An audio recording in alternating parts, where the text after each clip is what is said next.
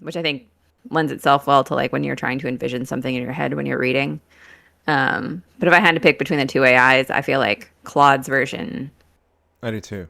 is Uh, just so gripping once you get to a certain part that you almost want to prompt it and be like, what happens next? Like Yeah, you I know. just want to see what it does. I kind of feel that way. I don't know. You know what's funny? I had this emotion. I just want to like talk about this. I had almost this emotion listening to Claude there at the end. It was a sense of jealousy.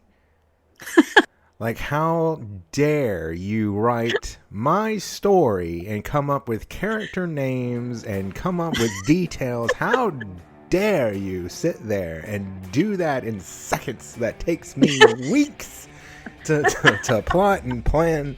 I did really have that. It was weird. Like, I really did have this sense of like, I'm a little annoyed about this.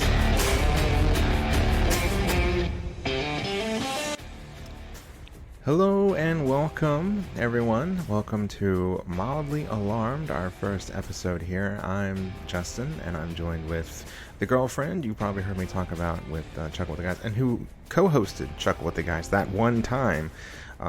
It's Nina. How's it going, Nina? Hello, it's going pretty well. How are you? I'm doing okay. I'm feeling slightly under the weather. Don't know if I'm getting a cold or if it's just the constant changing in the weather, but I definitely have been waking up in the morning with a little bit of a not a sore throat, but just a little raw, I guess. Is Like scratchy. a scratchy is a good way to say it. But Yeah. I have had a pretty decent weekend as we've been watching One Piece. We pretty much watched all of season two and season one because you've never seen it. We watched all of One Piece like Yeah. in the last week. Lovely show. Love it. Loved how that turned out. Loved Chopper was trying to fight back the tears.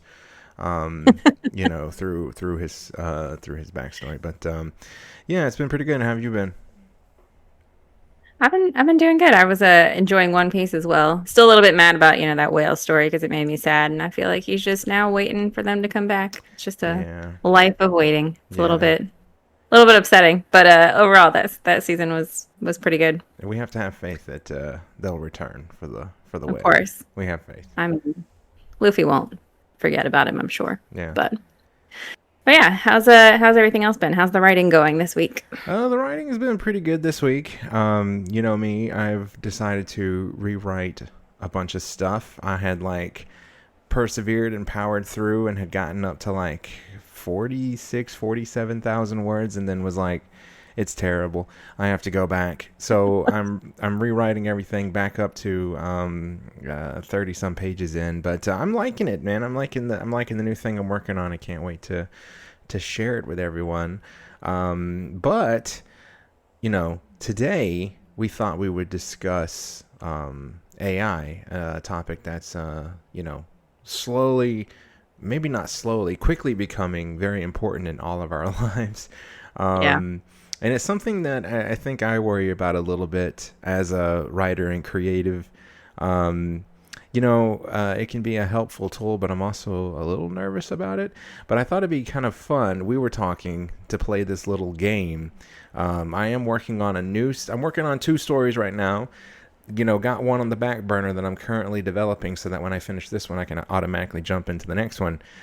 So I created a prompt You for did. this that's loosely based on this new story. I didn't give it a ton of detail about like characters and things like that, but I gave a prompt to Nina.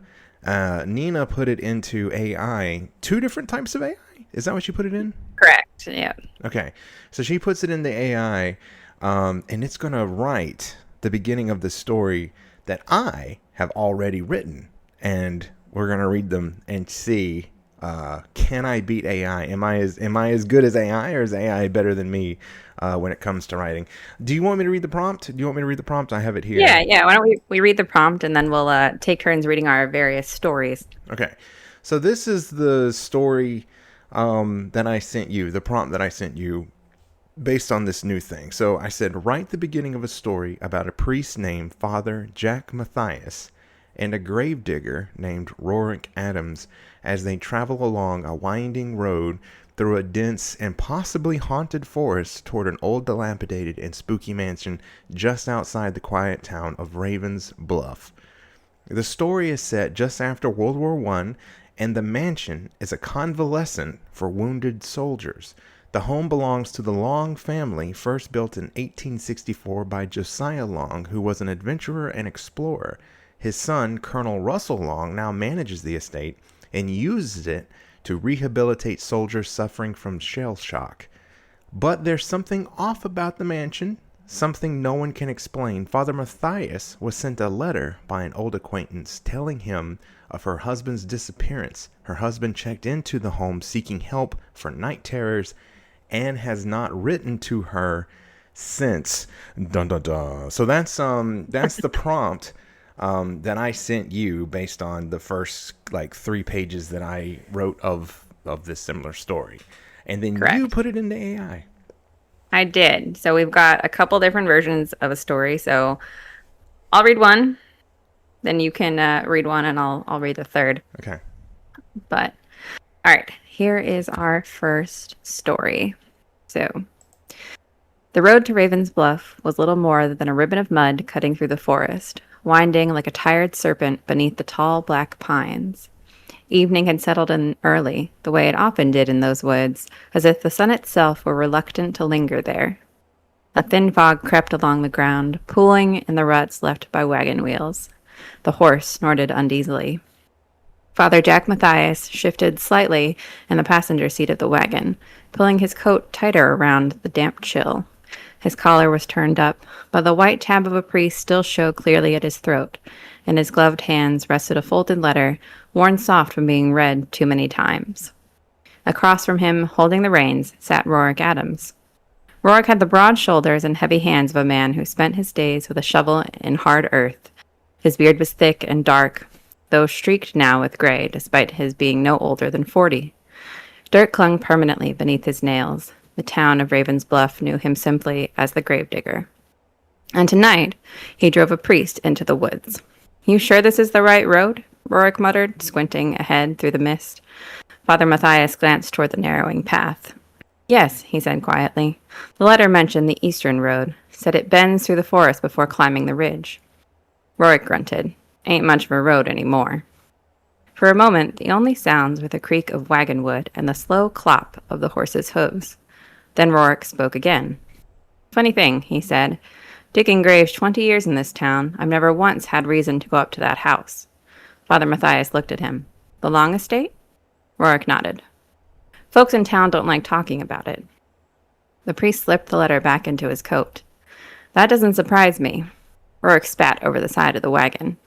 "They say Colonel Long turned the place into a recovery house after the war, for soldiers who came home not quite right." "Shell shock," Father Matthias said.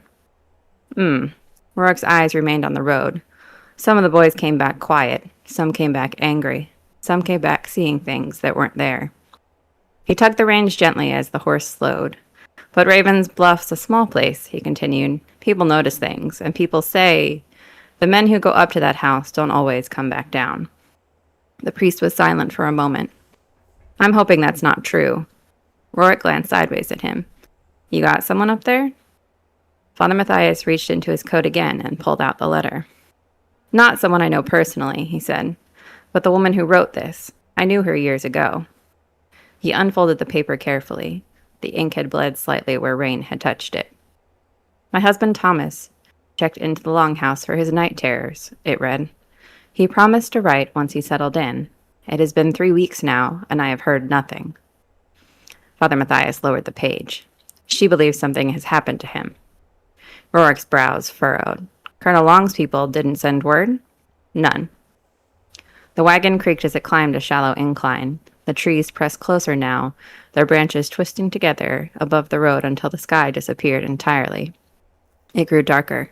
Too quickly. Rorik shifted uneasily in his seat.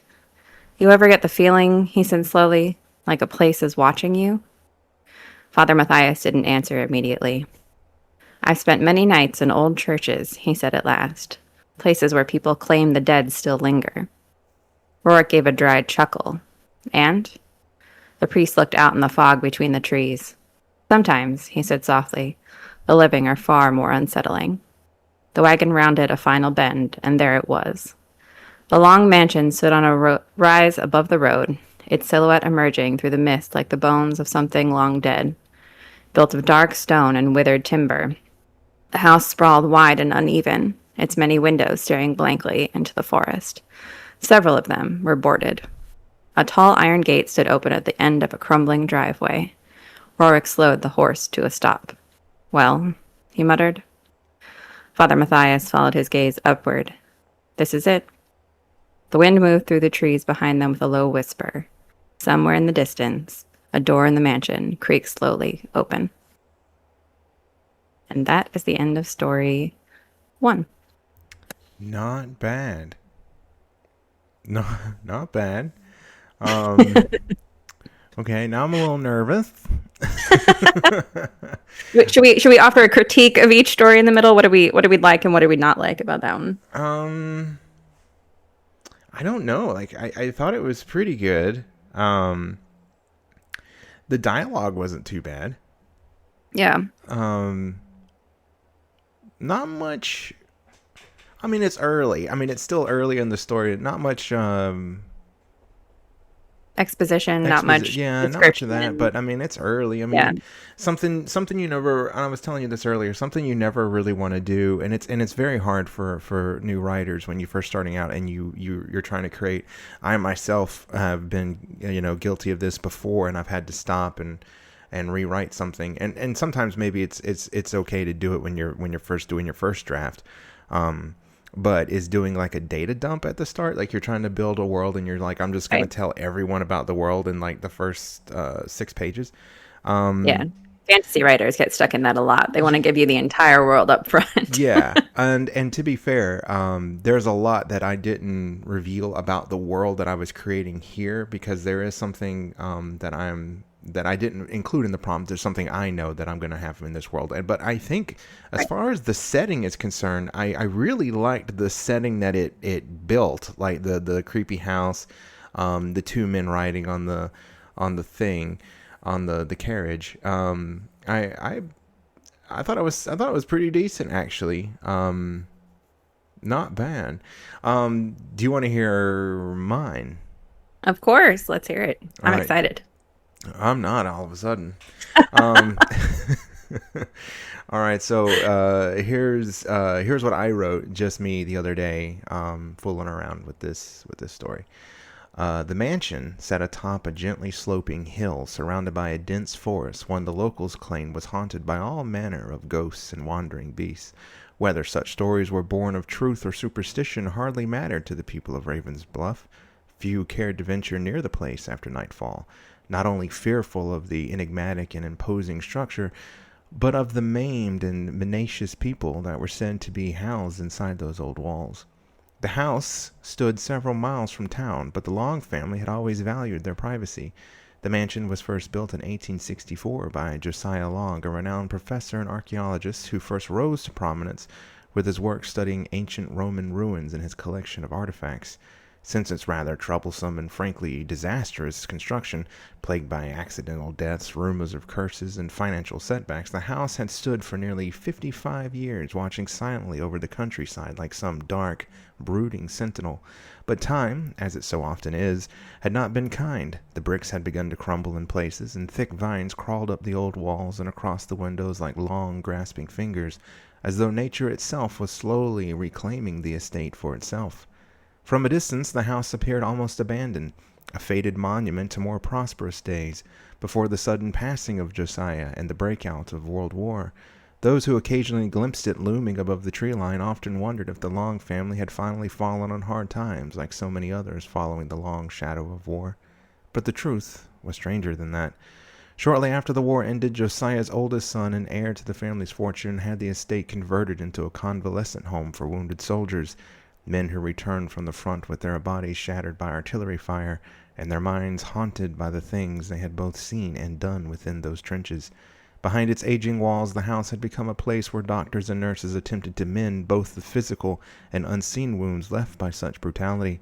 Still, there were some in Ravensbluff who claimed that, on a quiet night, such as the one Rorik Adams and Father Jack Matthias found themselves in, they could hear the muffled screams of soldiers drifting through the darkness.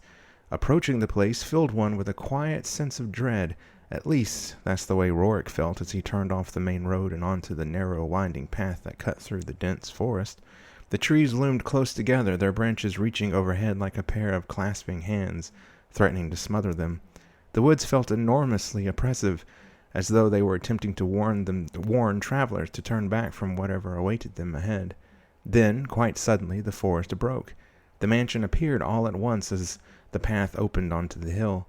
In the fading afternoon light, with the sun sinking behind the distant hills, the house stood as little more than a dark silhouette against the clouded sky, an enormous, unhappy shape that looked both cold and uninhabitable.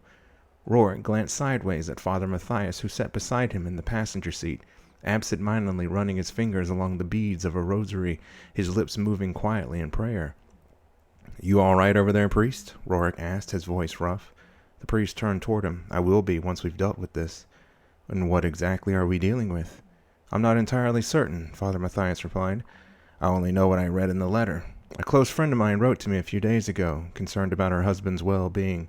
She hasn't heard from him since he came here seeking help for his affliction with night terrors. It could be nothing, but she seemed worried." "You expecting trouble?" Rourke asked. "I'm not sure," the priest admitted. "One can never be too careful, but there is something off about this place. I can feel it." Rourke said nothing as he looked back toward the looming mansion. He knew what the place was meant to be, a home for the wounded. Rourke himself had been a soldier once, a grave digger during the war. He had buried countless men, seen their faces staring up at him from muddy graves as he shoveled earth over them. It was a horror that never quite left him, clinging to his memory like the lingering stench of rotten mustard gas.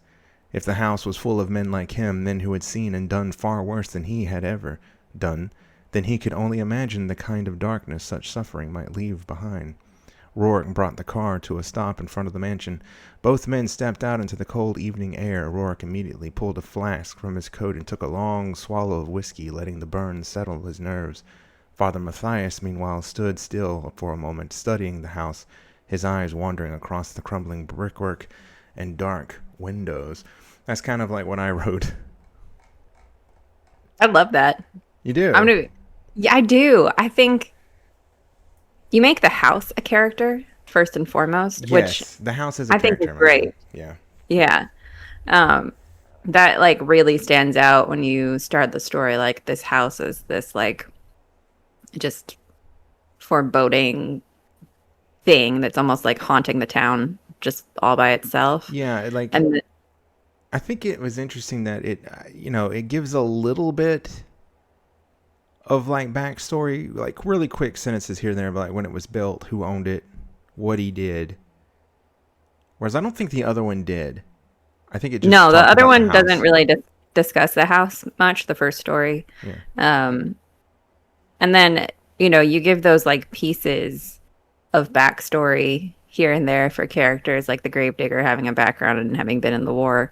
Um, whereas uh, ChatGPT, who wrote the first story, Yeah. didn't quite. I don't know if it just didn't want to take the liberties to give too much backstory to anyone, but it didn't really elaborate much or give you like a real sense of who those people were yet. Mm-hmm. It just kind of presented them as they having received the letter and heading up to the house. Yeah. Yeah. You know what I thought was interesting is that in both versions, it made Rourke the driver. Yeah. Only in theirs, and I thought this was an interesting choice. I mean, and they had carriages, post World War One, but it's post World War One, so it was funny they put him in a carriage with a horse, and I had them in like an old car, like a Model T. It was what I was imagining, because it is supposed to be like 1919, 1920, something along the lines there. I guess maybe it thought if it was climbing like a hill up to a house that you would need The more of old a car horse and couldn't do it. carriage Yeah. than yeah. I just thought that was interesting, but I did think it was funny that in both versions, this just stood out to me, that it made Rourke the driver and the priest the Mm-hmm. passenger. Yeah. Because it does just make sense that the priest would be the passenger, and I just think it's Yeah. I just think it's funny that it noticed that little detail, that there's no way the priest would drive. It would be the Right. gravedigger The Yeah. the lower person in society would be driving the car, not the priest. And I just think that's Yeah. funny that I too made that choice because I'm like the priest character would never drive himself with the gravedigger in the passenger seat. The gravedigger, who is the Watson character to his Sherlock, would be doing all of Yeah. the work. And I think it's funny the AI picked up on that too, Yeah, that not is being funny. involved in. That's kind of fun. So what was there's a second one that There another. is. So our third story tonight, written by Claude, Okay. goes much more in depth in its descriptions, and I'm very curious to hear what you think of it. Okay. It too actually has a horse. So Okay. All right. Maybe I should change mine to be horse and buggy. I'm the only one with the car. we get a name for the horse in this story though. Oh, So sweet. All right. Cool. yeah. All right. So here is our third story. Okay. The road narrowed where the oaks grew thick, and what little remained of the October light fell in pale, uncertain shards across the rutted track. Father Jack Matthias sat rigid on the bench seat of the cart, his black coat buttoned to the throat, one hand resting on the leather satchel in his lap. Inside the satchel was a letter. He had read it 11 times. He did not need to read it again. Beside him, Rourke Adams held the reins, with the loose confidence of a man who had spent more years in the company of horses and soil than of people. He was broad and wind-chapped, his cap pulled low, and he had not spoken in nearly a mile. That suited Matthias fine. He was not in a conversational mood. He was in the mood one gets into when a road stops behaving like a road and begins behaving like a throat, narrowing, darkening, pulling you deeper whether you like it or not. Trees are wrong, Rourke said. Matthias looked at him. I beg your pardon? The trees. Rourke tilted his chin toward the canopy. They lean in. You see that. All of them, leaning toward the road, like they're listening.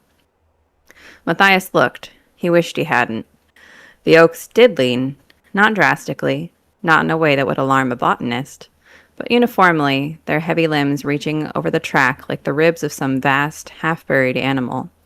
Spanish moss hung from them in pale curtains, motionless despite the breeze that stirred the undergrowth on either side. Trees grow toward light, Matthias said.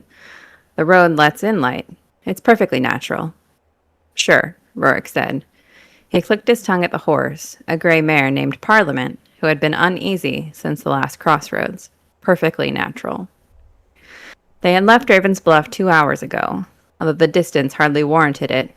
The town itself was a modest, tight-lipped kind of place, a single paved street flanked by clapboard shops, a stone church, a post office where the clerk had looked at Matthias as though he'd asked for directions to perdition when he mentioned the long estate.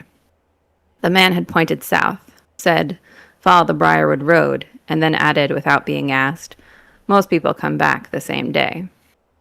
The cart jolted over a root that had broken through the road's surface like a knuckle through skin. Parliament snorted and shook her head, and Rourke murmured something low and reassuring that Matthias couldn't quite catch. The priest found himself envying the gravedigger's ease. Rourke Adams dug graves for a living. He planted people in the earth the way a farmer planted seed corn, with respect, with economy, without fuss. He feared God in a plain way and feared very little else. Matthias had asked him along because a man who spends his days at the border between the living and the dead tends to have good instincts about which side of that border he's standing on. And Matthias wanted good instincts beside him, because the letter in his satchel had unsettled him in a way he could not entirely explain. It was from Clara Aldworth. He had known her 15 years ago when she was Clara Pennick and sang in the choir at St. Ambrose in Philadelphia, a bright, steady woman who laughed easily and kept a clean alto. She had married Thomas Aldworth, a surveyor, in 1910. Thomas had gone to France in 1917 with the 77th Division and had come home the following year with all his limbs and none of his peace.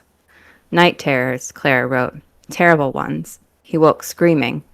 He woke weeping. He woke once standing in the yard in his undershirt, staring at something she couldn't see, his hands making small digging motions in the empty air. A colleague at the Veterans Bureau had recommended the long estate. Convalescent home, they called it.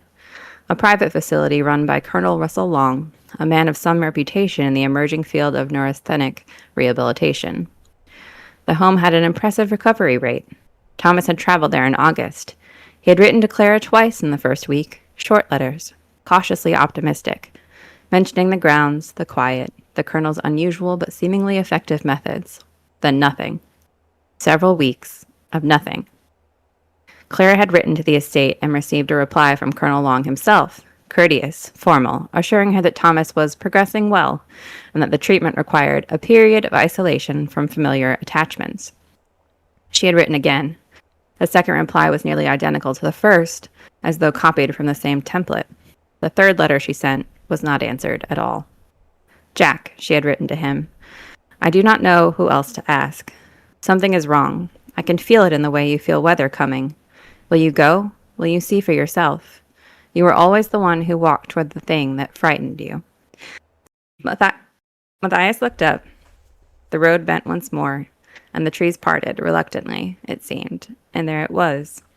The longhouse. It rose from the landscape like something that had not been built so much as surfaced, pushed up from the dark earth by some slow geological pressure. 3 stories of gray stone and black timber, the architecture ambitious but confused, as though the original builder had envisioned several different houses and then, rather than choose between them, simply constructed all of them in the same place. A turret anchored the east corner. A wide veranda wrapped the ground floor, its railing sagging in places like a lip pulled back from teeth. Tall windows, dozens of them, stared out from every elevation, and not one of them held a light. It was not, strictly speaking, a ruin. The roof was intact, the walls stood true, but it wore its age the way certain old men wear theirs, not with dignity, but with a kind of stubborn, aggressive refusal to yield, as though the house had simply decided it would not fall down and dared the years to argue. Josiah Long had built it in 1864, or so the records said. Matthias had done his reading. Josiah was one of those restless men the 19th century seemed to produce in great numbers. Explorer, collector, amateur naturalist, possibly a fraud, certainly an eccentric. He had traveled to West Africa, to the East Indies, to places that appeared on maps only as blank spaces and dotted lines. What he had brought back from those journeys filled the house. Crates and cabinets of specimens, artifacts, and things in jars. He had built the mansion not as a home, but as a reliquary for a life spent prying into corners of the world that had not invited his attention. His son, Colonel Russell Long, had inherited the estate after Josiah's death in 1901, the circumstances of which Matthias had found described in 2 different county histories in 2 entirely different ways, and had turned it to more practical use. The colonel had served in the Philippines and later as a medical liaison in France, and he had come home with a conviction and the broken minds of soldiers could be mended, given the proper environment and methods. The Long estate, isolated, vast, and quiet, was his laboratory. Parliament stopped walking. Rourke frowned and flicked the reins gently. The mare did not move. Her ears were pinned flat, and the muscles along her neck had drawn tight as cables. Easy, girl. Rourke stood slightly from the bench, looking ahead. Something's got her up. Matthias studied the house, the veranda, the windows. Nothing moved. No one emerged. Into the house, Matthias said quietly. Houses don't spook horses, father. No, Matthias agreed. They don't. He climbed down from the cart, his shoes sinking slightly into the soft ground. The air was different here. Heavier, cooler, carrying a faint sweetness he associated with overripe fruit or old flowers left too long in the water. He straightened his coat, took his satchel, and looked at the front door. Heavy oak, slightly ajar, its darkness offering nothing. Well, he said, we've come this far. Rourke set the brake and climbed down after him, looping the reins around a rusted post at the edge of what had once been a carriage circle. He reached under the bench seat and withdrew a short-handled spade. Not a weapon exactly, but a gravedigger never traveled without his tools. Together, they walked toward the longhouse. Behind them, Parliament whinnied once, high and sharp and unhappy, and then went very still. Wow. I have a lot of thoughts about that one. Yeah. At first, I'll be honest, when it started, I was like, I don't care for it. Um, Mm. I thought What about it? I don't know, just the way it began, like it just I didn't think it was as strong, I guess, like starting with the characters. I don't know. This could just be me, but I always start with setting and then I go to characters. Like I build um, the room. Like for example, like when I'm writing, I usually like to. This is just a stylistic choice for me, but I like to build the room first and then who's in the room. I don't Mm. know. Like so stylistically starting with the character on the buggy. I don't know. I wasn't feeling I didn't care for it. I thought ChatGPT actually did a better job starting it, and then I enjoyed its dialogue. I didn't really like which one was that again? Which AI did you use for that third one? Was that Claude. Claude? Claude? Yeah. I didn't care for its dialogue too much, but I tell you what, um, I gotta say it was better though. The third Yeah. one, as it went on, like when it got to, like it It got a lot stronger. blew my mind how it started creating. It came up with the character's name of who sent the letter, what her husband did, dates and times. Like Yeah. 1901 was when Josiah died. I was like, okay, and and the thing about the jars and the laboratory, and I really enjoyed that. And then I really liked the stuff about her husband waking up in his undershirt and going to France and all this stuff. I was like, Jesus, the amount of detail that it's giving. Um, Things that when I was writing, I never even got to yet. That I was like, Yeah. dang, that's pretty good. Yeah. Um, yeah, I think Claude did a much better job there. Yeah. I think it I do agree that I liked what ChatGPT with the dialogue because it doesn't hit you with too much too fast. Mm-hmm. So maybe a combo version of both of them would end up with like a really good story. Yeah, Um, and like something that hooks you immediately. yeah. Because it does take you a second to sort of like vibe with Claude's version. Yeah, it took me a But second, but eventually, eventually I got on board with it. I was like, damn, this is actually not terrible. This is pretty right, good.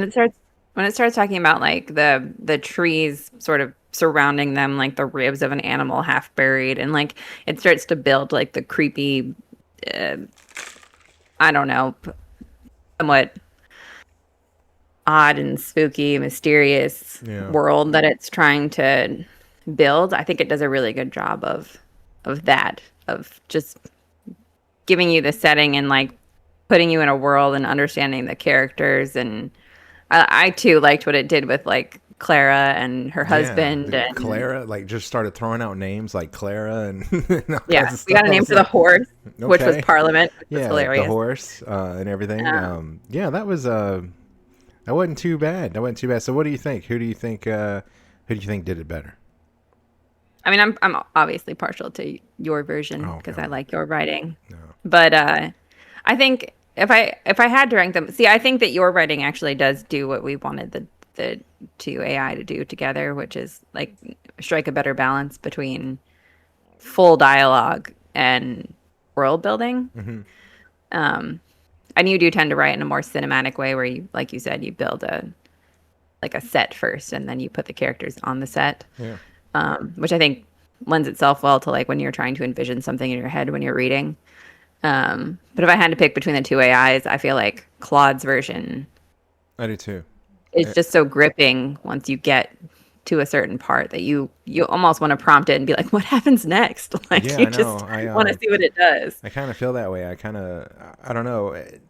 You know what's funny? I had this emotion. I just want to like talk about this. I had almost this emotion listening to Claude there at the end. It was a sense of jealousy.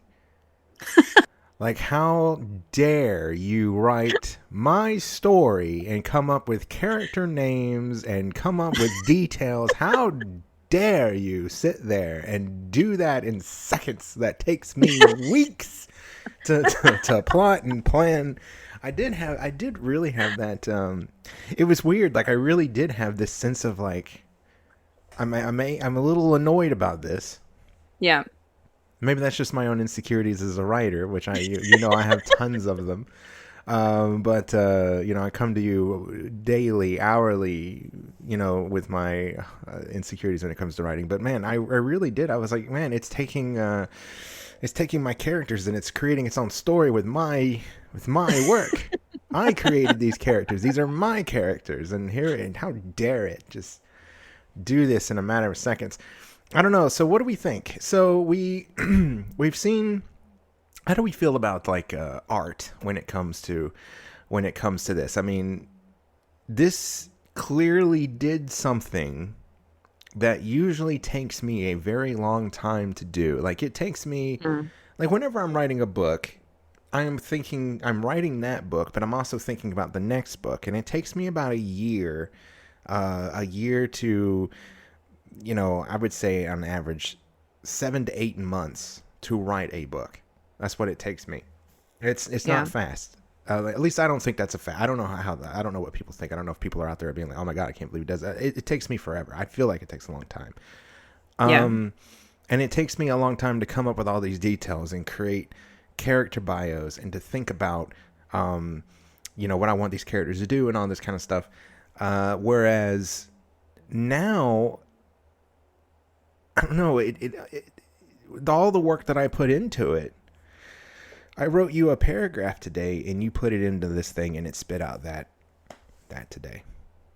Yeah. I, well, so you and I have both used ChatGPT in particular at different points to consult on our various writing or creative endeavors. Mm-hmm. And while I do think that both AIs did an excellent job of starting a story, I think you and I have both noted that they struggle to continue the story in a way that's unique or in a way that surprises you.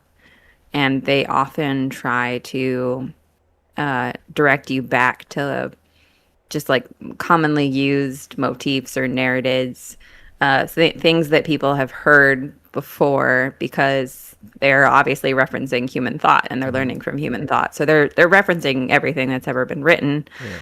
in a way. And then, trying to give advice off of that. And sometimes it's helpful. Sometimes it makes you think about something in a different way. But I think one of the things that you and I have discussed in the past is that oftentimes it can be distracting. It can give you bad ideas, Mm-hmm. and it will almost try to convince you to use its ideas instead of your own, Yeah. which It. can be challenging. I have an example of this. So I like to use it. I have really bad grammar. I'm also dyslexic. So I use AI to edit my work, and instead of having, and I'll get like a human to do it when it's finished. But while I'm writing it, like currently writing it, I like to just run it through and be like, hey, can you check my grammar?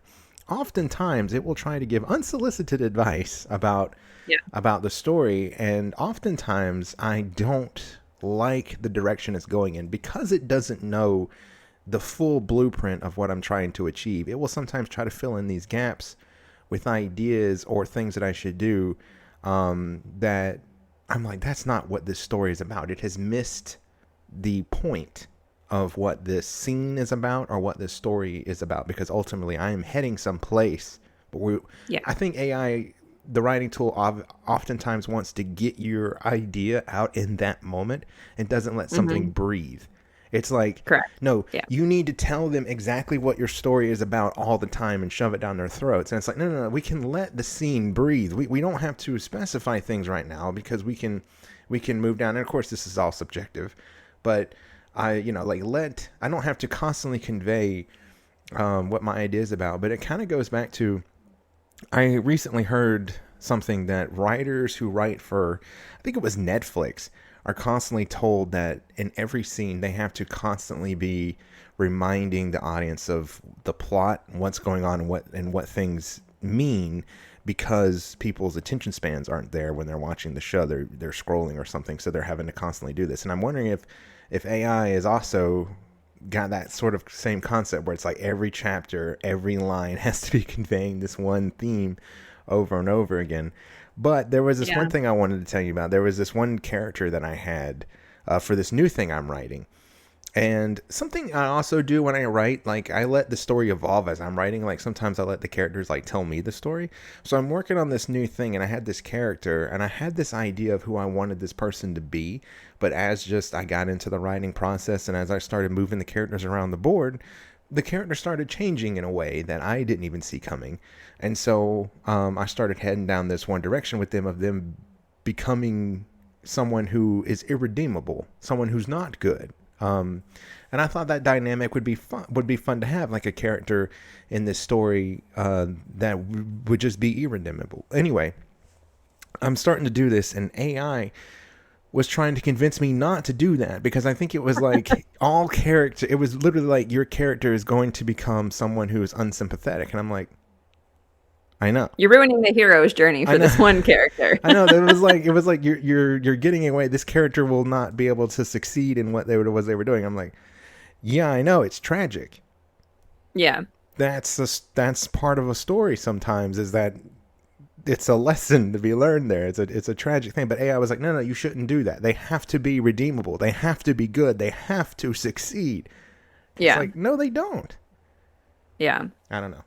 I Yeah. just I think we've both found that AI, it likes to, like, I do wonder, and maybe we'll talk about this on a future episode, but I wonder if I went back and asked Claude, like, where do you see the story going?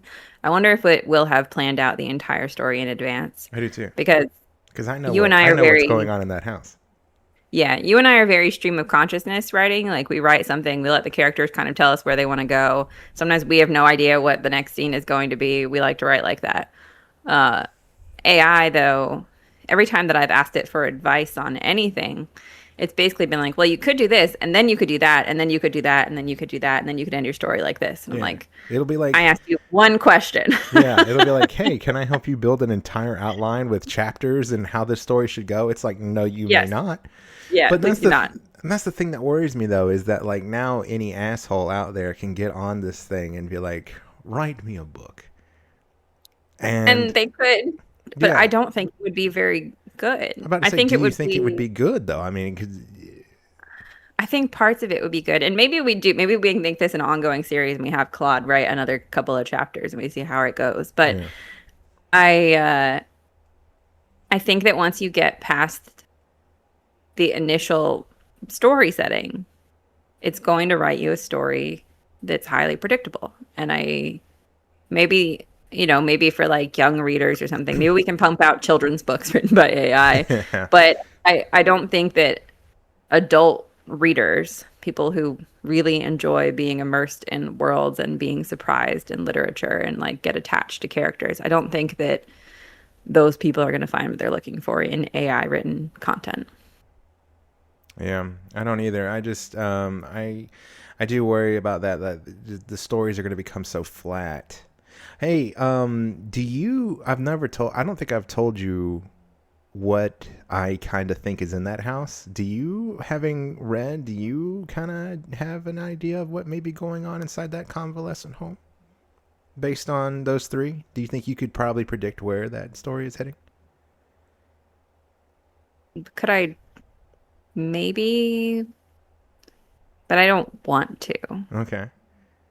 I would much rather just read it and see what All happens. right. I much like our writing, I'd prefer not to know until I get It there. would be crazy to see if it's like if it just spouts out some what theory it thinks is going on inside that convalescent home that Father Jack Matthias and Rourke Adams are going to have to deal with on their quest. Yeah. But yeah, so as you were saying, like the stories are just getting really flat and tone deaf, and that kind of worries me about the all not just all of arts, but just in work itself, because AI is being forced down all of our throats to use. I know that at my place they're wanting to use it all the time and have it do reports for you and have it do writing emails for you, and it's losing. I mean, and although one could argue that emails and reports will be written better and faster and take less time, but my ultimate fear, of course, is that just at the end of the day that we just end up relying too much on it. Like, at what point does someone who actually has writing talent, who actually has the ability to write, fall back on it so often that they lose the ability to do it or start questioning their own ability to do it because they're like AI, they're convinced that AI does it better than them, and the next thing you know, they've lost the skill somehow? I mean, is that something that could be possible, that they rely on it too much as a crutch and not a tool? I mean, Already, I have a friend who's a teacher who I've talked about, I think, on another thing that, told me that she's noticing that kids coming out of high school have lost the ability to critically think for themselves because yeah. of they're so, using AI so much. I don't know. It worries me a little bit that we're becoming too involved in it. Yeah, I certainly worry about that. I worry about it more from like your teacher's perspective that like kids growing up now with access to AI won't learn how to think critically or will rely too heavily on tools because like we didn't have much of anything to look at growing No. up when we were creating things, writing things, whatever. We had to like the best we could do is Google like examples of professional email to whatever, and Yeah. then we would like try to copy that format and make it sound decent. And now I can just say like, "Hey Claude, write an email to this vendor for me," and be nearly sycophantic about it because they hate us. Like, Mm. there's just you can give it a lot of detail and have it set a particular tone. Um, and I don't worry so much about like adults using AI because I think if you've grown up in a world without it, you're more likely to realize like where it's helpful and where it's maybe the opposite of that. Uh, I would but hope so. I hope. I don't know but because we're seeing business owners really just look at it and go like, "This is what I want." CEOs and things, but I mean, most of them are probably coming from a profit standpoint. They're like, if well, I yeah, can, my CEO would love to replace all of us with AI because he wouldn't have to pay a single salary. It would be hmm amazing. yeah. Yeah. And I get worried. So we're in we do like video production and things like that, and you know, we've been asked before, like, can we get AI to make this video? Like, and we're like, well, we can do it for you. Like, we can shoot the stuff. And they're Yeah. like, yeah, can we get AI to, we'll get AI to make this. We'll get AI to generate this song. We'll get AI to generate this graphic. We'll get AI to generate this video. And it's like, man, the skill sets of art is just being lost. I do wonder how good those videos will ultimately be. Like for instance, They're my weird. company my company I know outsources uh they have a platform now that they can use to make commercials. And there's a woman's face on it, this blonde woman in her like mid to late 20s who will make those videos. Well, I stumbled upon another company's website the other day and saw the same woman giving commercials for that company. So, like, are we? Well, now I know there's a eventually, blonde woman out there who's not getting paid to be the spokesperson for something anymore. and that is a problem, but I feel like eventually we're just going to be saturated with content we've seen Hmm. elsewhere. And, like, who is excited about that? And maybe it will evolve and maybe we'll get tons of AI actors or whatever, but That would I don't suck, man. think I don't think the AI at any point, and maybe I'm wrong, maybe this is hopeful thinking, but I don't think the AI at any point will, in writing and video and whatever, will properly capture like human emotion to the point where it will make I you don't either. I think it's like, impossible. I just, I don't know. I'm skeptical of it. I mean, I love it as a tool. You and I obviously Hmm. use it a lot. Yeah. I have it write scripts for me at work all the time, and that is super helpful. Um, but, and by scripts I mean code, just just FYI, I'm not writing like commercials at work Right. with AI, but I have it write code to help me process like large amounts of data, and it saves me so much time. Um, I actually but don't use it at work. I've refrained from it. I'm still I've becoming, I guess, the old guy on his porch, the get off my lawn guy when it comes to AI at work. I am refraining from using it and coming up with ways to use it. I am on the revolution. I'm holding out as long as it takes before I have to do it. Now, in writing, I use it. I told you to fix my grammar. yeah, And I use it to keep track of my outlines that I outline. I'll ask it. I'll like put a bunch of information in there about things I want to do with the story. And if I forget something, a detail about a character, I'll literally be like, "Hey, can you pull me up what I have on this character?" And it will give me everything that I've done with that character so far. It's super helpful because now I don't have to like write it down and find my notes and shift through it. I can just be like, "Hey, where was I when I was last writing about this person?" And yeah. that's pretty helpful. But at work, I haven't really started using it much. I'm still even writing my own emails. What a crazy concept. I'm still actually talking and communicating with people as myself. See, I feel like I have to communicate with a bunch of rather frustrating people sometimes, Mm, and thus uh, AI is very helpful in maintaining a very professional and not at all sarcastic tone. mm. And so I appreciate it for that. But I mean, beyond our jobs, this episode is called Mildly Alarmed, or the show in general. I am curious what you think of like the worldwide adoption of AI. Like, Spooky. are there uses of AI out there that actually terrify you? Yes. I am terrified of the idea of giving AI access to. So for AI to learn, it has to have access to the internet, databases, information, wherever that may be. It has to pull from that. That's where it has to learn. And a lot of these tech companies, the fine print allows AI to go out and to go out and do this and gather information and gather data. Now because we've done this, because we've written this prompt, my story about Jack Matthias and Rourke Adams is now out there somewhere. Yeah. It has learned that it is now part of it. It worries me giving access to that much stuff, especially when it comes to government things. I know that it was a big deal years ago that government was not supposed to use AI things because it would require AI to go into all of its files and learn and pull information and do all this so that it can have this context and all this stuff. That kind of stuff makes me nervous, giving it access to that much information and also using it to do certain jobs that people are so willing to just let it go unchecked, making reports, databases, maybe handling financial stuff, getting something wrong, and then convincing you that it didn't do anything wrong, that it was doing exactly what it was told to do, but messes up something.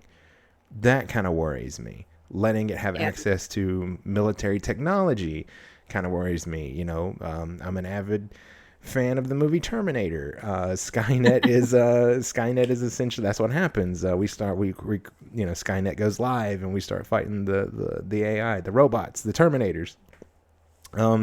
That kind of stuff. I think worries me. Giving it, Skynet aside, I don't worry about Terminators, but like giving it access to large swaths of information, I think freaks me out Yeah. sometimes.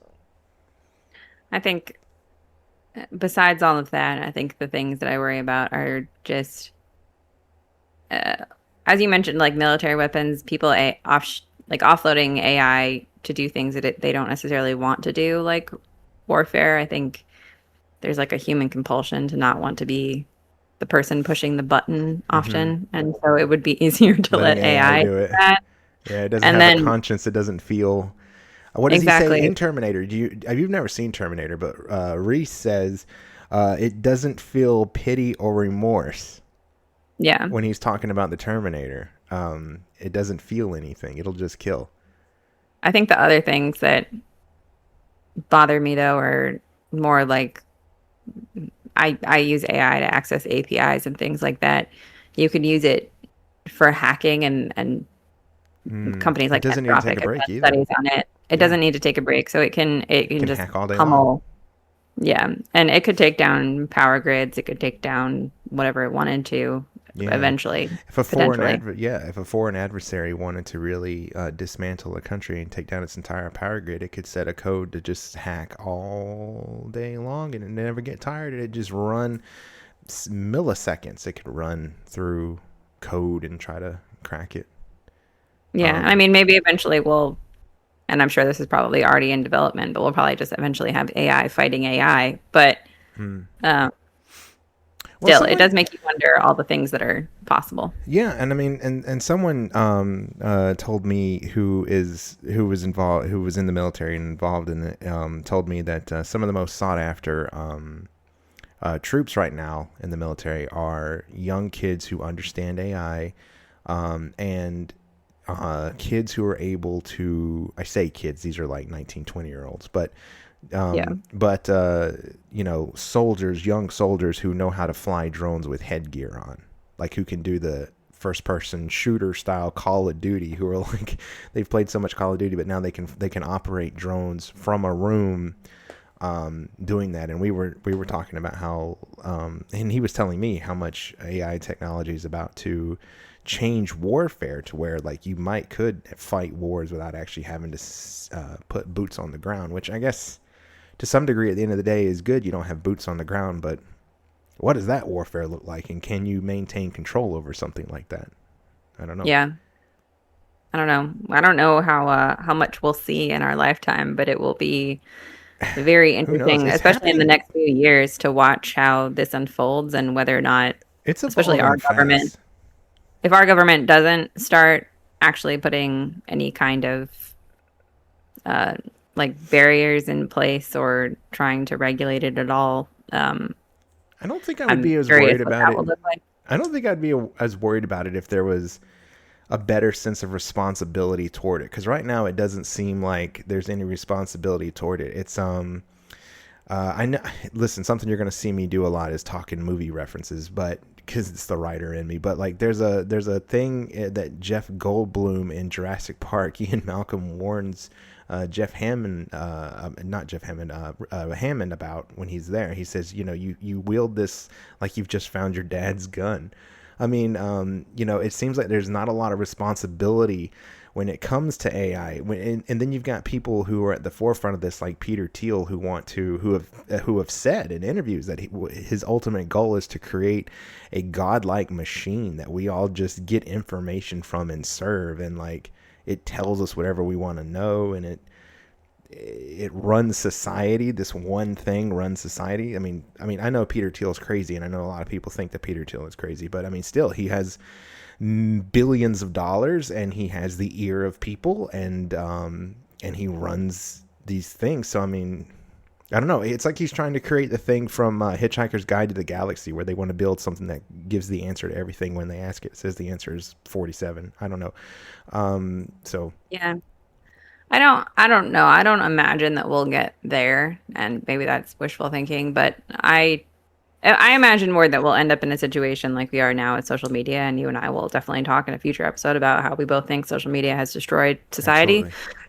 But I I wonder, like we were talking about earlier, I feel like AI could potentially just override human intelligence, make people dumber, make it so people aren't really thinking for themselves, and then kind of devolving. So I'm curious what we become with AI. I am too. It could be I feel like we're kind of like sitting at the precipice right now, and like, does society evolve? Do we get better or do we get worse? We haven't And been getting better as a society for. It seems like so part of the theme, I guess, of the show too, mildly alarmed, is that we're both millennials, and it seems like my entire life I have been watching the degradation of society over time, and it just does not seem like in my lifetime things have gotten predominantly worse. And I don't know if every generation feels that way. Maybe to some degree they do, but it just feels like things were a certain way when I was in the early 90s. Burger King was better. Pizza Hut was the place to be. And now none of those things are true. And it just seems like society has been getting alarmingly worse over time. And I just do not see it getting any better. Like, I am a faithless person when it comes to humanity being able to turn this thing around without the help of a super being from Krypton. I have no idea how we turn this around. I have I don't no know. idea how we turn this around. I think I have a little more hope than you. I've read articles recently about how people are going back to hobbies that have nothing to do with being online or on the computer. I That know was that cool. I there's remember a you telling me that they were like knitting and puzzling and things like that. yeah, I know there's a lot of people who are just tired of social media at this point. I've seen a lot of people just leaving en masse or, dwindling down their accounts to a single platform to communicate with their relatives, but Hmm. ignoring the rest. Uh, so I don't know. Maybe AI will help us. Maybe AI will do the things online that we don't want to do anymore, and we can all just be offline and talk to each other again in person. That could be a possibility. Mm, Potentially, I'm just feeling hopeful today because I've drank a bunch of caffeine. But I um, have two, and I still feel depressed. I no, I don't know. Like I think from an economic standpoint though, like I was talking with some folks at work, and I was telling them like what happens when like so say you like make widgets, right? You're a guy who makes widgets, and then you decide that AI can come in and make the widgets better, faster, stronger, and so you replace your workforce, all the people who you employ who make widgets, you replace all of them and AI starts making your widgets. Now you're like, oh, okay, cool. I'm going to save all this money from not having to pay them. But then those people are not unemployed and they can't go out and buy the widgets that they themselves too are making. Um, so now you're making widgets, but you're not selling widgets to anyone. Um, what kind of happens then, I guess? yeah, which is very possible. Yeah. But, you know, we all used to be coal miners and work in factories. Societies Yeah, change I over guess it time. adapts. It changes, it adapts. But if there's any young whippersnappers listening to this, I definitely suggest maybe learning how to use AI, because it looks like it's here to stay. And And beyond that, learn to be an actual software engineer or programmer. Do yeah, not just figure out how to let AI do things for you. hmm, You should be able to tell when it's doing something wrong. yeah. Well, on that note, I don't know if we want to bring things back around. It got a little dark there with me and my conspiracy theories about Terminators. I do think though there are some fun things that AI has given me, and Absolutely. that is entertainment and enjoyment with these AI videos. And I just wanted to show you a few of my favorites because they're so weird, and I think this will kind of go to what we were talking about, maybe about just what AI thinks. I don't know the way it builds things. So Yeah. let me show you a couple of gems. All right, so here's this one is really funny. Check this out. I love this. Jesus Christ. You know what I love about this? Well, I love that for a lot of reasons because it's Jesus running on water. But Sure. you know what's really funny about this thing is that it the grainy old VHS style footage like from a camcorder, like how well it Yeah, captures that. Is that not crazy how well it captures that? it does. It looks like something we could have made in like the 90s and are looking at today. It does. It really does. Here's another one that I really appreciate. This one's juvenile, but it really makes me laugh. So Stop! Ah! Oh no! Oh no! No! Ah! What? Ah! Somebody help me! I'm flying! Oh my! Make it stop! Ah! that's hilarious. I want to watch it again. Oh no! Look Oh at no! him. No! Ah! What? Ah! Somebody help me! I'm flying! Oh my! Make it Kind of stop! reminds me of that Harry Potter, Ah! that Yes, aunt the blows up aunt. and floats away. Yeah, I wonder if that was the prompt. Maybe. And then here's one that me and Ross really enjoy this site. But here's John Lennon dressed as Dr. Eggman from Sonic. What on earth are you wearing? Oh, this? It's been a long time coming, you know. A long time coming. I've been dropping little bits all over the place for years. Folks just weren't looking. Clues to what exactly? Remember, I am the Eggman. Oh, John, what on earth? I Oh my God. I am the Eggman, you know? I mean, I appreciate these, but it does like going back to the main point of our episode, I suppose it does fill me with a sense of fear I know. that these videos can look so good and seem so realistic. I There know, are definitely people out there that now believe that that was John Lennon. yeah, That that looked John just Lennon like is John Lennon. Dr. Eggman. It Yeah. sounded like him too. I am the Eggman. But speaking of, so I also did a few more things with AI, and I asked it to recreate some photos Okay. for us as our final little thing here. And I'm curious if you could pick the AI photo for this first one. Okay. So my prompt was to please recreate this as realistically as possible. Okay. Here's the first photo. All right. Here's the second photo. Which one do you think was the real photo? There is no difference. Let's see. All right. So the difference between the two is color. The difference is a bit so color. The the- difference is also shadows in some cases. Yeah, the one on the left is darker, and the one on the right is brighter. So I would think that the one on the left is the original one. And that is the one made by AI. The AI was made on the one on the left, the darker one. Yep. So your camera is over here on the right. Then it's brighter. It's a brighter picture. Yep. Shout out to Pixel. Yeah, yeah, it is. I would have thought that like okay, the worst. Honestly, I like the I don't know. I like the darker image is fine, but I don't know. I was like, that can't be the real camera. The real camera. It does like it seems That's to what I was thinking. I was like, balance. yeah. It like balances. So this is our cat Rona. It seems to balance her face a little bit better than like my original photo. It like tweaks that slightly. Yeah, And then, it is. Actually looking like- at it, it is a better picture. Yeah, it kind of centers her face a little bit more. Maybe I don't know. It's different for sure. Yeah. The rest of these I had a little bit more fun with. Okay, let's see. So next I had this photo of Sasha.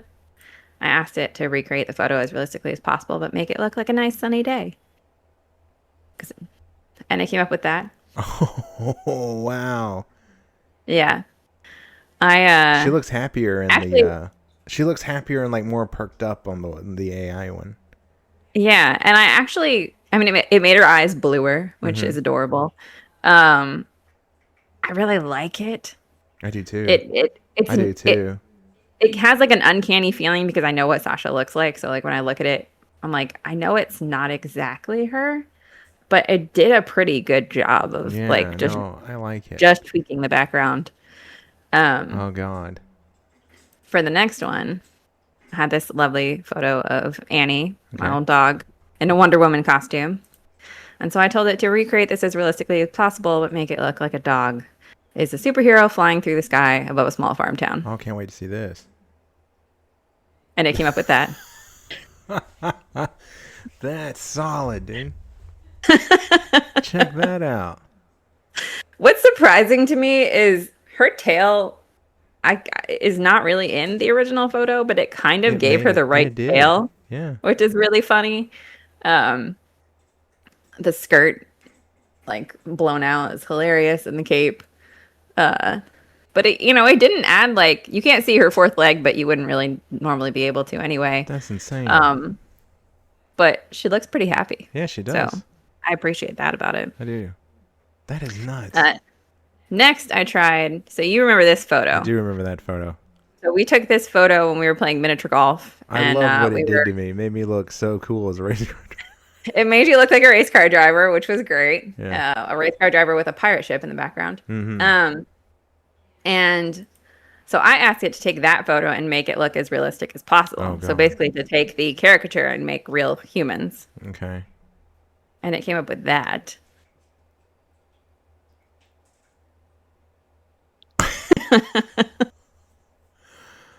Oh my God. Now, it's definitely not either one of us, No. really. I think it got you closer than it did me. I don't know. Like, That I is don't know. insane though. It does kind of weird me out 'cause it definitely doesn't look like either one of us, but like there's like the pirate ship in the background, and like there's a small town in the background. Uh, It did good making the hat though. it I mean, did. It knocked.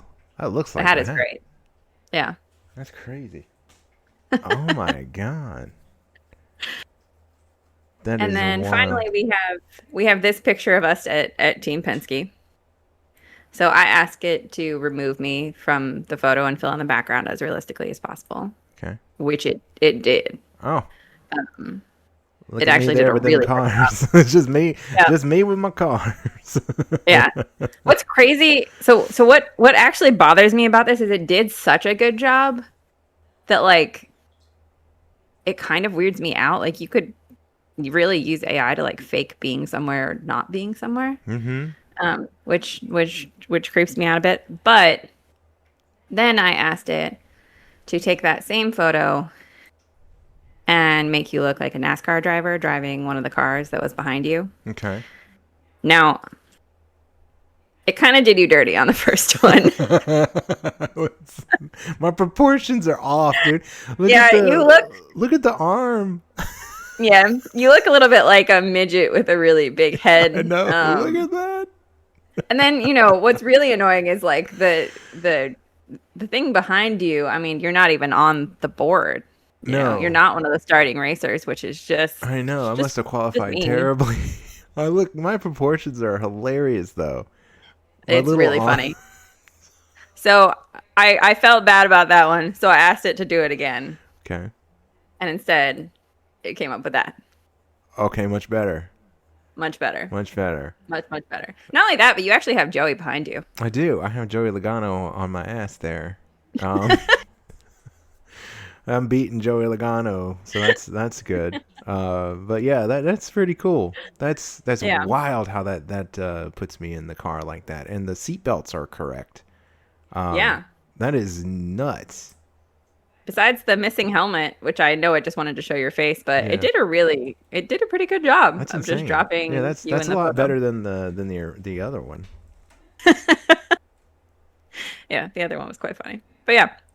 So that was my little fun with AI project That is this so afternoon. cool. That is so cool. Weird how that happens. And again, I guess that goes back to like, like you work so hard at like a craft. Like if you're a photographer, you work really hard as being a photographer, and then here you go, you can just Yeah. you can do that.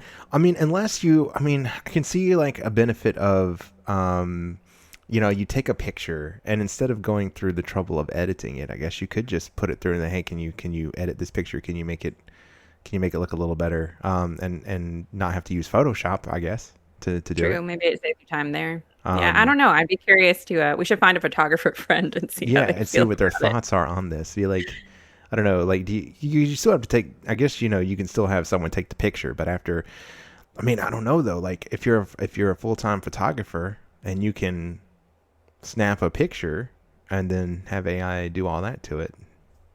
Yeah, I mean, I put you in a. I mean, it didn't do it. You look a little bit more like Justin Allgaier than you do yourself, Yeah. but I didn't realize how it much Justin Allgaier and myself look alike until I saw these photos.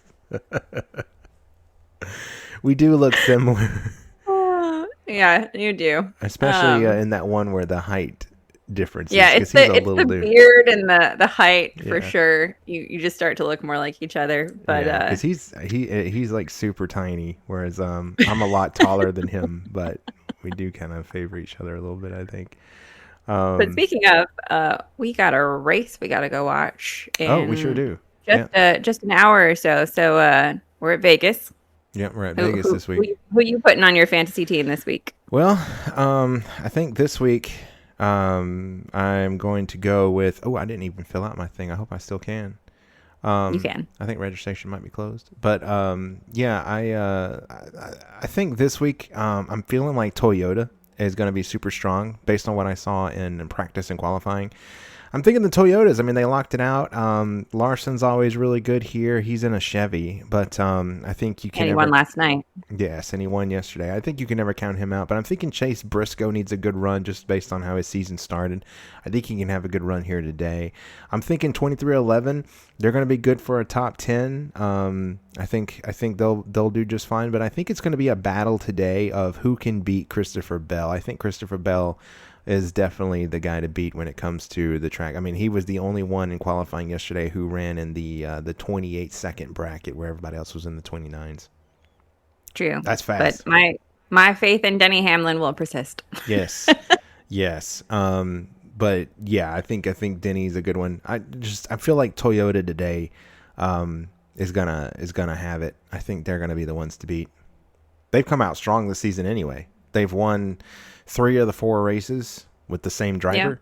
Yeah. And Christopher Bell obviously is hungry. He kind of lost an opportunity last week to win that race.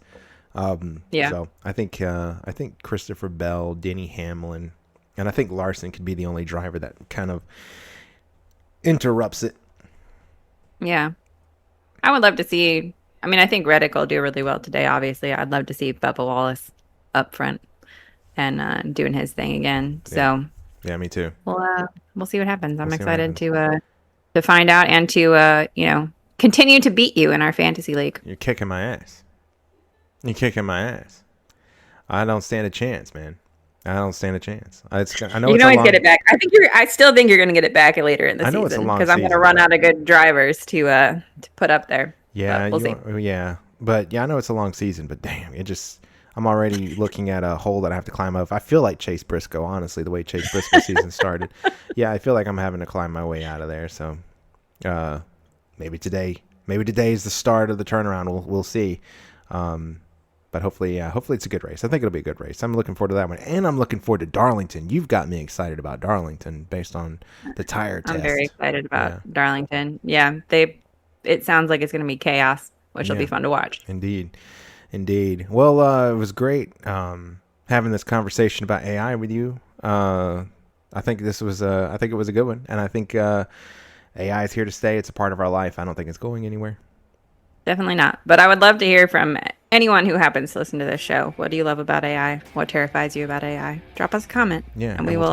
Maybe we'll do a follow-up episode on this in the future, or we'll see where Claude takes our characters next. Yes, exactly. Well, everyone, thank you for listening to Mildly Alarmed. I hope now you yourself are mildly alarmed. Or maybe not mildly alarmed anymore. I don't know. Maybe we made them feel better. Made them. We can hope. There's no way I made them feel better. There's no way. But anyway, thank you so much for listening. Be sure to like and subscribe to hear more, and follow us on the channel. We'll see you back here next week. So take it easy. Adios.